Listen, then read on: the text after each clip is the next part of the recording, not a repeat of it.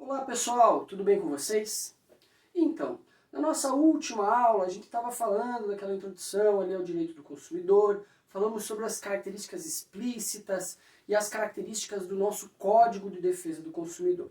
Então vamos dar sequência ao assunto, falando aqui sobre as formas implícitas da proteção do consumidor na nossa Constituição da República Federativa do Brasil de 1988. Tá? Então a gente tem uma série de momentos em que, mesmo que implicitamente, a gente traz a ideia da proteção ao consumidor dentro da Constituição Federal. Então, quando a nossa Constituição Federal fala da dignidade da pessoa humana, no artigo 1º, inciso 3 da Constituição Federal, ela também está falando da nossa situação de relação do consumidor. Tá? Então ela está falando do direito do consumidor quando traz isso. Ou ali no caput do artigo 5º, naquele texto do artigo 5º, quando ele fala que todos têm direito à vida, então eles falam que esse direito à vida, ele não é, ele se estende à qualidade de vida,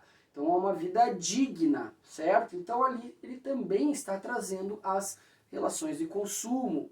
Quando ele fala o direito à intimidade, à vida privada, à honra e à imagem, ele também, no artigo 5º, inciso 10, ele também traz essa questão das relações de consumo, cada dia mais presentes aí nas redes sociais, que acabam expondo as pessoas, né, a sua honra, a sua imagem.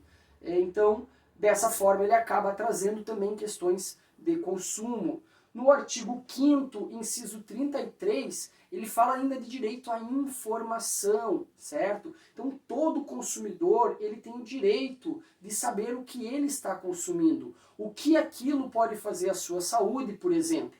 Veja aí as propagandas de cerveja, propaganda de medicamentos, propaganda de cigarro que foi totalmente proibida, né? Mas quando a pessoa compra uma carteira de cigarro, vem bem definido ali, né, quais são os danos que aquele produto pode causar à saúde, por exemplo, tá?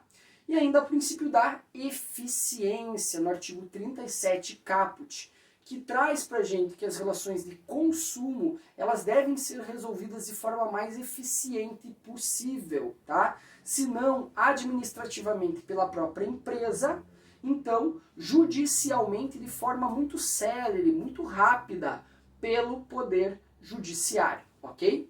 E nós temos, né, também regulamentação da publicidade de certos produtos ali no artigo 220, parágrafo 4º da lei 9.294 de 96, ok? Então, é uma legislação que trata sobre a forma de como a publicidade de certos produtos, né, de consumo são colocados exatamente para evitar um abuso, para evitar de enganar o consumidor. Tá? E eu estou falando muito de consumidor, fornecedor, produto, serviço, o que é cada uma dessas coisas, certo? Então é de extrema importância que a gente consiga definir cada um desses produtos no nosso direito.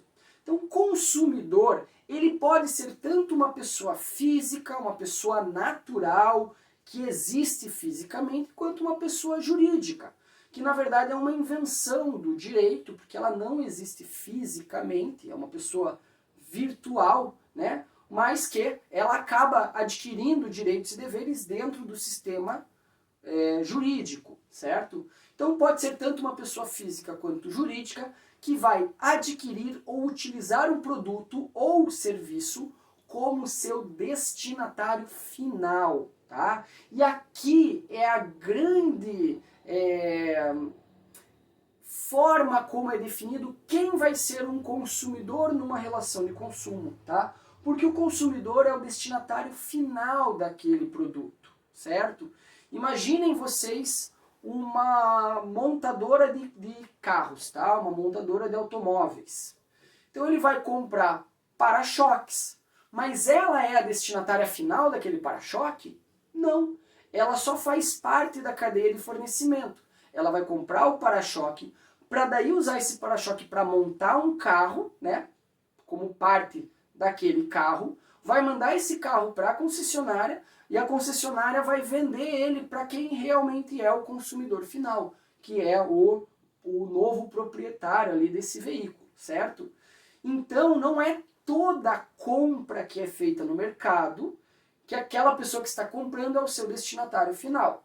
Então, no caso da montadora de automóveis, ela vai comprar várias peças de veículos e para poder, dessa forma, montar o automóvel e vender, né, para a concessionária e para o consumidor final consecutivamente.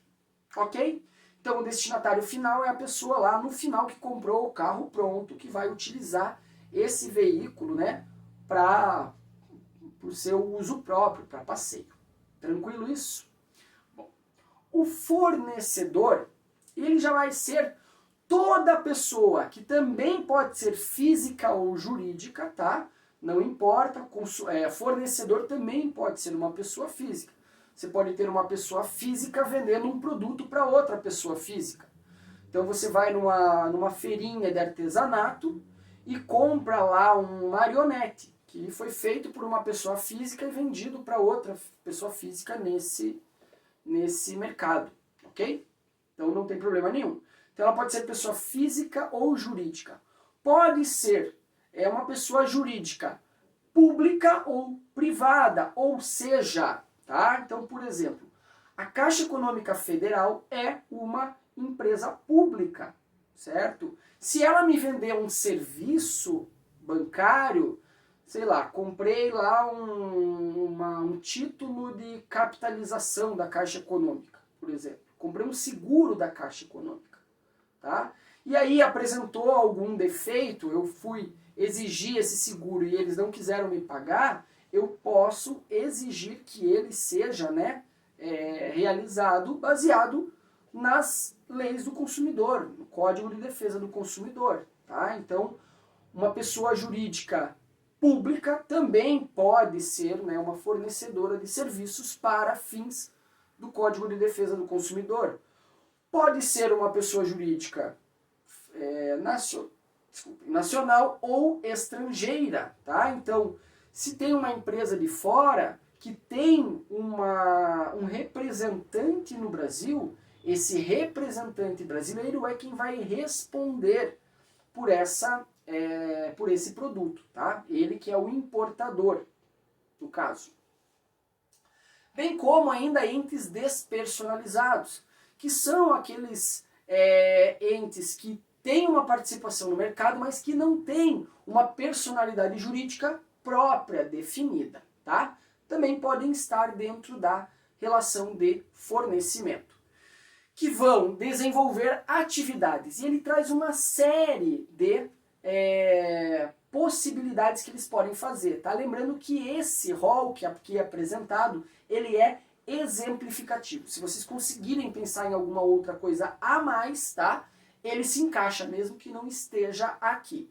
Então, atividades de produção, montagem, criação, construção, transformação, importação, exportação, distribuição ou comercialização de produtos ou ainda a prestação de serviços, tá?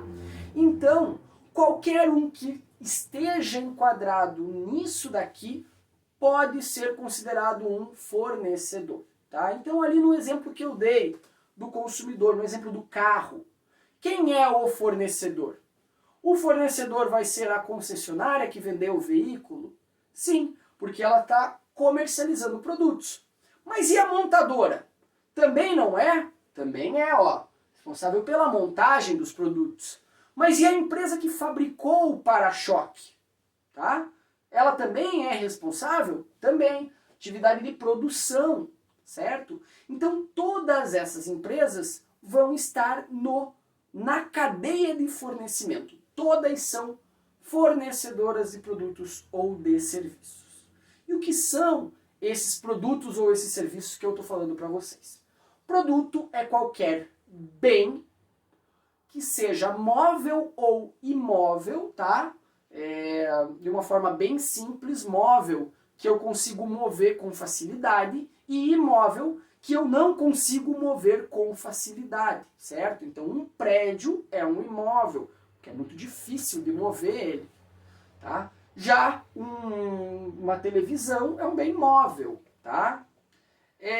Que seja material ou imaterial. Então ele pode ser palpável, aqui eu estou pegando nessa televisão, então ela é material, ou pode ser um produto imaterial, eu compro um jogo na internet, certo? Então eu adquiro aquele código, né, daquele jogo, instalo no meu computador e posso usar, mas eu posso pegar lá o joguinho? Não posso, tá?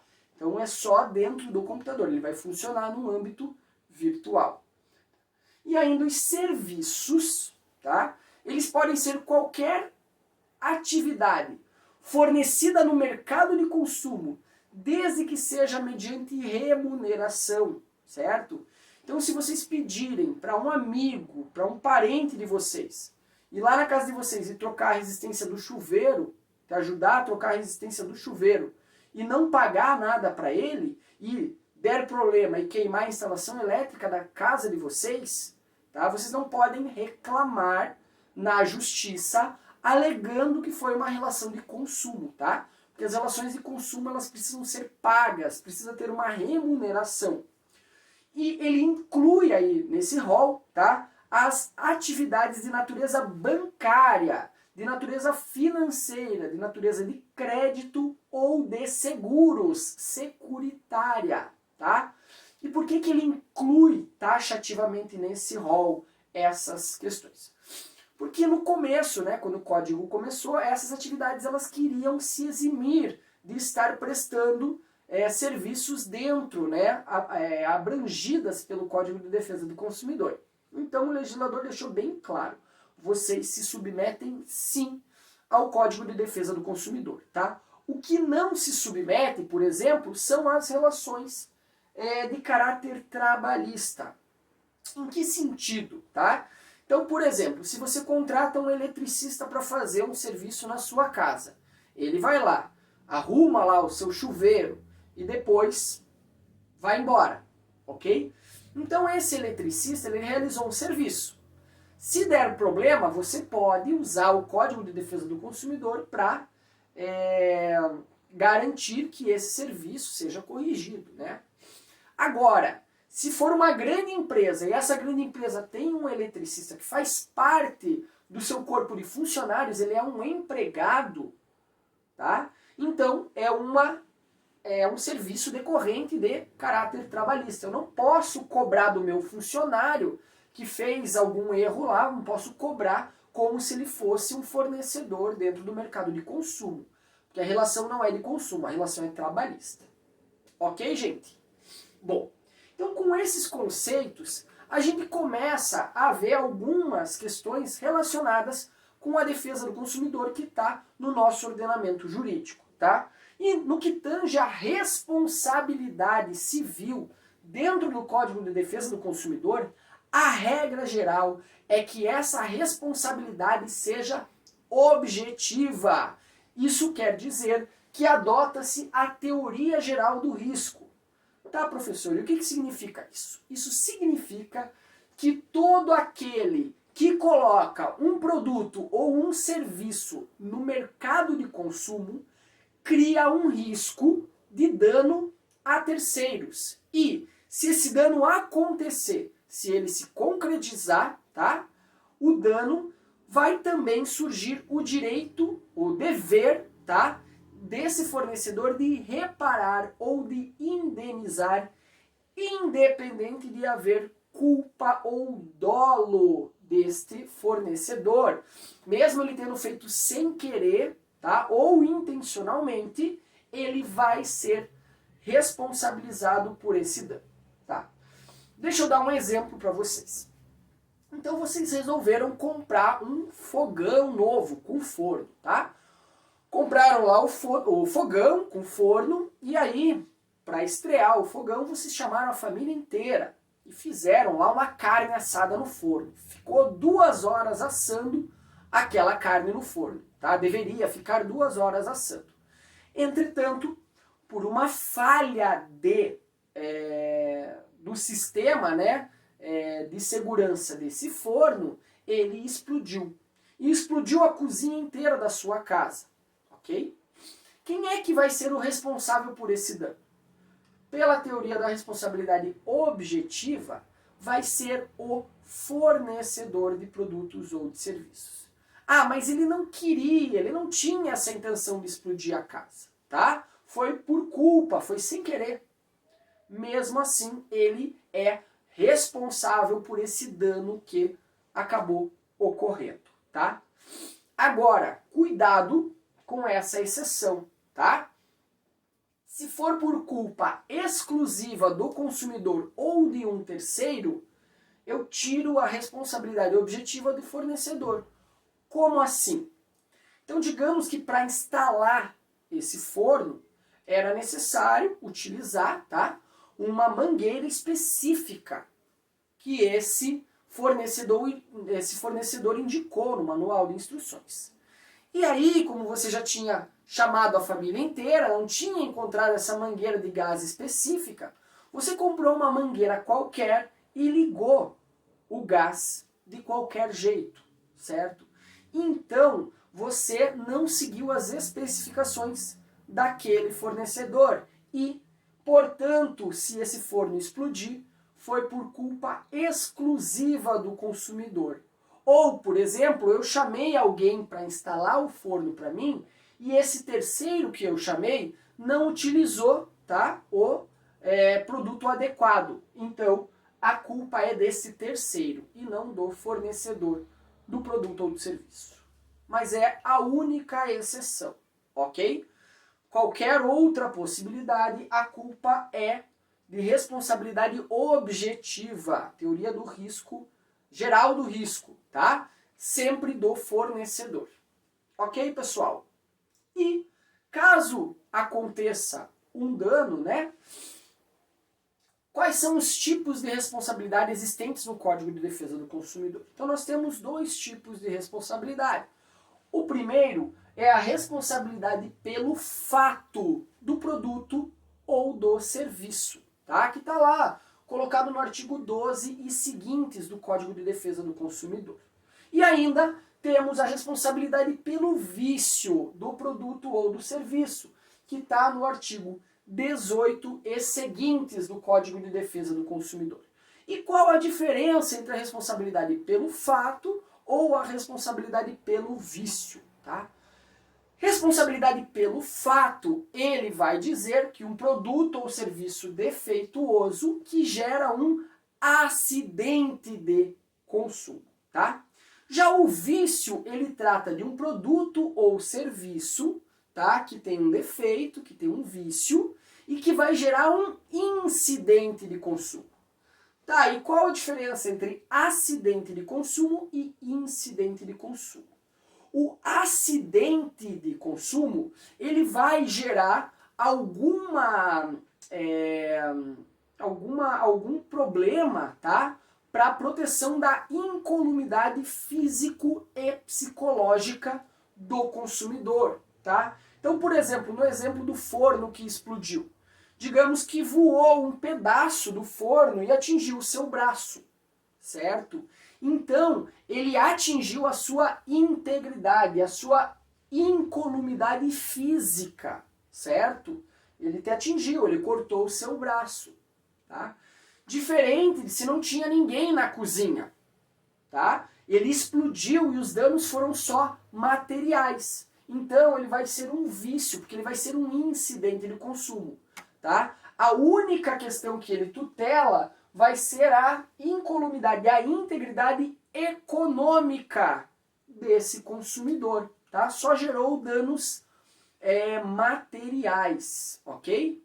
Ah, mas digamos que daí ele explodiu o forno e eu fiquei abalado psicologicamente. Eu não consigo mais entrar na cozinha de lugar nenhum, certo? Na cozinha da minha casa, na cozinha da casa dos outros.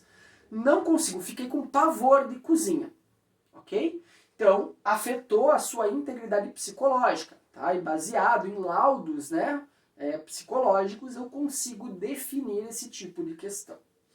Ok, gente? Então, responsabilidade pelo fato do produto ou do serviço gera acidente de consumo e causa um risco né, a integridade, causa um dano à integridade física ou psicológica desse consumidor.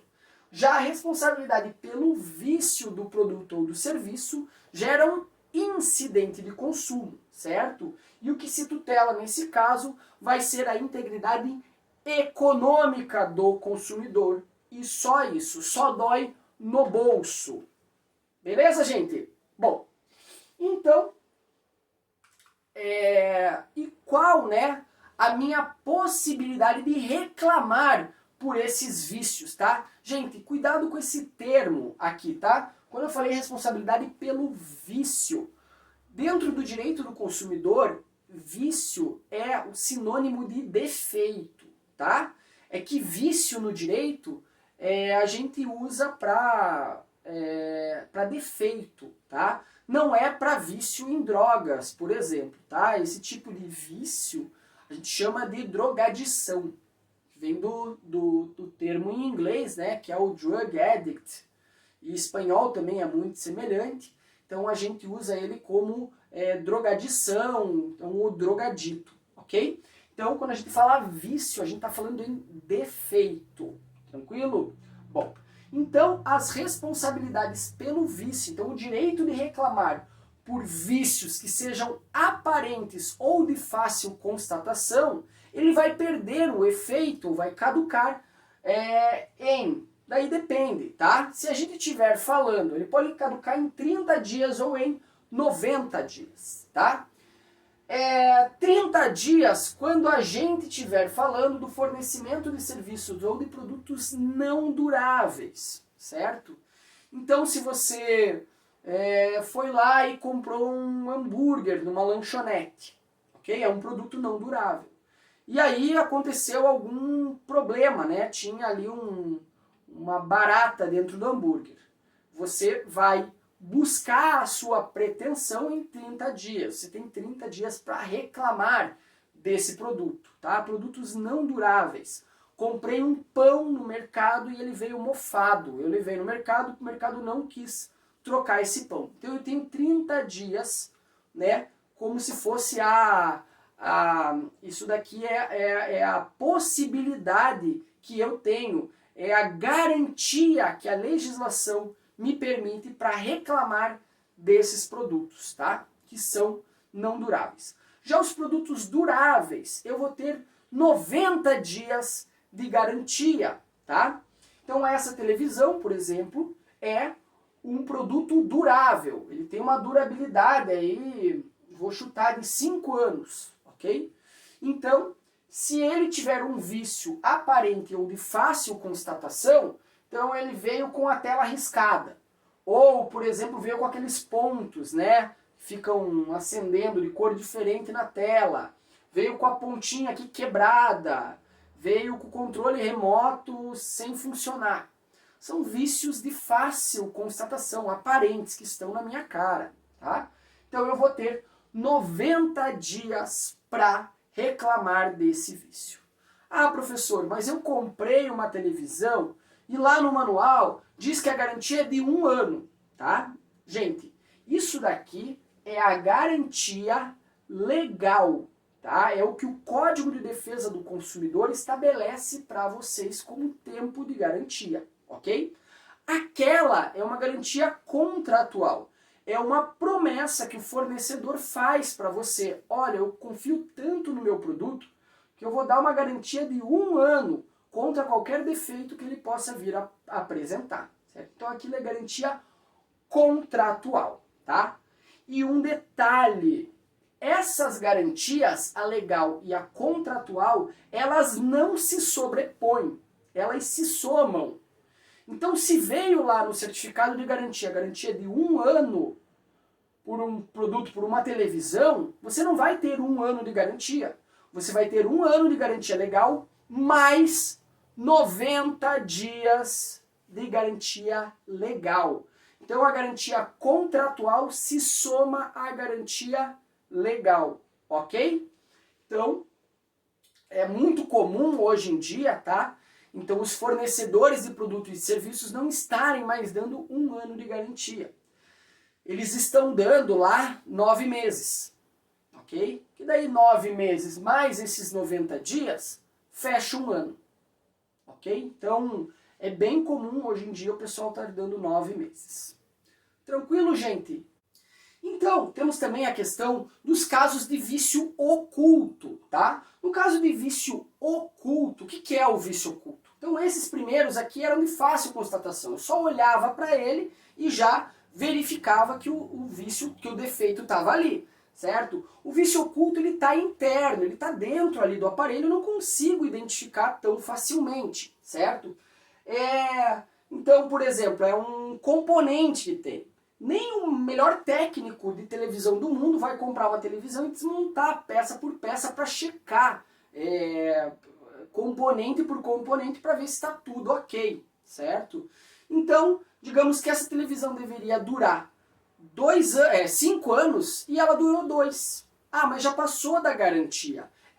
Mas a garantia pelo vício oculto, ela é de 90 dias e ela se inicia no momento em que ficar evidenciado o defeito. Então eu peguei a televisão, levei para o técnico me informou, tá, que deu um problema na placa-mãe. Mas tudo bem, deu problema, mas fui eu que causei o problema? Não, não foi você. Lembrando, né, que os vícios causados exclusivamente pelo consumidor não são abrangidos pelo fornecedor, não é de responsabilidade do fornecedor. Então, se eu peguei e liguei a televisão, que é a 110, numa tomada 220 e ela queimou, responsabilidade exclusiva minha, tá? Agora, se um componente que deveria durar 5 anos durou só 2, então isso daí é responsabilidade do fornecedor, me causou um dano patrimonial, ok? Doeu no bolso. Então, esse vício oculto, então a partir do momento que ele ficar evidenciado, que eu identificar, eu vou ter 90 dias para correr atrás. Qual que é o problema?